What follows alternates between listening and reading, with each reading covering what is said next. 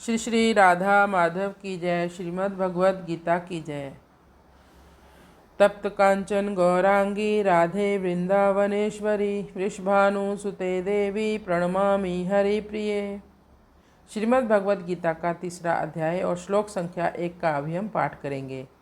तीसरा अध्याय कर्म योग पर आधारित है। इस भौतिक जगत में हर व्यक्ति को किसी न किसी प्रकार के कर्म करने पड़ते हैं, किंतु यही कर्म व्यक्ति को इस जगत में बांधते हैं और यही मुक्त करा देते हैं। निष्काम भाव से भगवान की प्रसन्नता के लिए कर्म करने से मनुष्य कर्म के नियम से छूट सकता है और आत्मा और परमात्मा के विषय में दिव्य ज्ञान प्राप्त कर सकता है। चाहे कर्म योगी हो चाहे ज्ञान योगी हो, उसे कोई न कोई कर्म तो करने ही पड़ते हैं। वो बिना किए कर्म एक क्षण भी नहीं रह सकता। तो ये सब प्रकृति का ही नियम है, उसी के द्वारा ये कर्म होते हैं। अर्जुनोवाच ज्यायसि चेत कर्मणस्ते मत्ता बुद्धिर्जनार्दन तत् किम कर्मणि घोरे माम नियोजयसि केशवा। अर्जुन उवाच ज्यायसि चेत कर्मणस्ते मत्ता बुद्धिर्जनार्दन तत् किम कर्मणि घोरे माम नियोजयसि केशवा।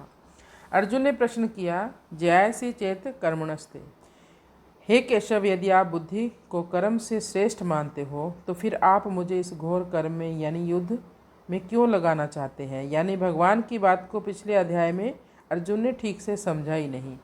अर्जुन के मन में ये धारणा कि ये घोर कर्म है, पाप कर्म है, अभी भी मिटा नहीं है, अभी भी वो कलमश बना ही हुआ है। यद्यपि भगवान ने कई तरह से समझाने का अर्जुन को प्रयास किया, लेकिन अभी भी वही धारणा जस के तस बनी हुई है, क्योंकि भगवान ने पिछले अध्याय में ऐसे ऐसे वचन किए जिसे सुनकर अर्जुन मोहित हो गया। एक बार भगवान ने कहा, कर्मण्ये अधिकारस्ते माँ फलेषु कदाचन, तुम कर्म करो, तुम्हें कर्म करने का अधिकार है। फिर कहा, योगस्थ कुरु कर्माणि संगम त्यक्त्वा धनंजय। अर्जुन के मन में एक गलत धारणा बैठ गई कि आध्यात्मिक जीवन में व्यक्ति को कुछ नहीं करना होता, बस केवल नाम जपना होता है और माला लेकर बैठना होता है बस। क्योंकि पिछले अध्याय का जब समापन हुआ था तो कहा था, ऐसा ब्राह्मी स्थिति पार्थ नैना प्राप्य विमुह्यते। ब्राह्मी स्थिति यानी आध्यात्मिक स्थिति को प्राप्त व्यक्ति। फिर कहा, सम दुखे सुखे कृत्वा लाभा लाभो जया जयो ततो युद्धाय युज्यस्व नैवम पापम वाप्स्यसि। ऐसे कई श्लोक हैं जिनमें भगवान ने कहा, अर्जुन तुम युद्ध करो। साथ ही साथ भगवान ने कहा, तुम सुख दुख में सम बने रहो, ब्रह्म निर्वाण को प्राप्त करो, आध्यात्मिक स्थिति में स्थित रहो। फिर अर्जुन को लगा आध्यात्मिक स्थिति यानी कुछ नहीं करना। इसमें एक तरफ भगवान ने कहा कर्म करो, दूसरी तरफ कहा अपने आप को आध्यात्मिक स्थिति में अवस्थित रखो।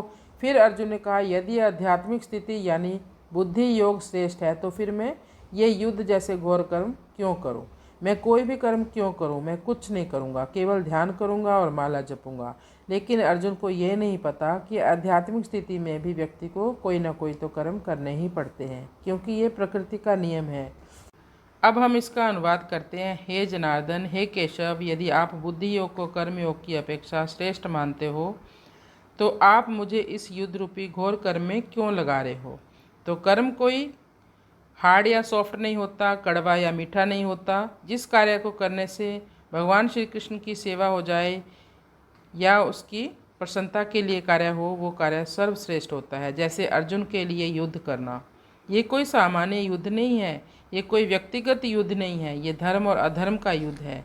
भगवान पहले ही अर्जुन को बता चुके हैं, तू हानि लाभ के बारे में सोचे बिना केवल युद्ध कर।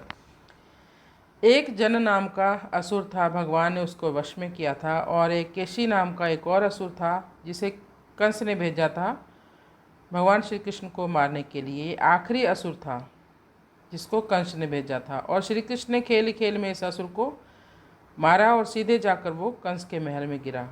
गोकुल में उसको गिराया था और कहाँ जाकर वो कंस के महल में गिरा। भगवान की तो ऐसी ही अद्भुत लीलाएं होती हैं। तो फिर अर्जुन कहता है, जब आप इतने शक्तिशाली हो, असुरों का दमन करने वाले हो, तो मुझे क्यों इस युद्ध रूपी घोर कर्म में लगा रहे हो। भगवान ने कुछ उत्तर नहीं दिया, तो अर्जुन को लगा शायद भगवान जी ने मेरे प्रश्नों को समझा नहीं। तो अगले श्लोक में अर्जुन अपनी बात को और स्पष्ट रूप से कहते हुए, कृष्णाय वासुदेवाय हरये परमात्मने प्रणतक्लेशनाशाय गोविंदाय नमो नमः। हरि शरणम हरि शरणम।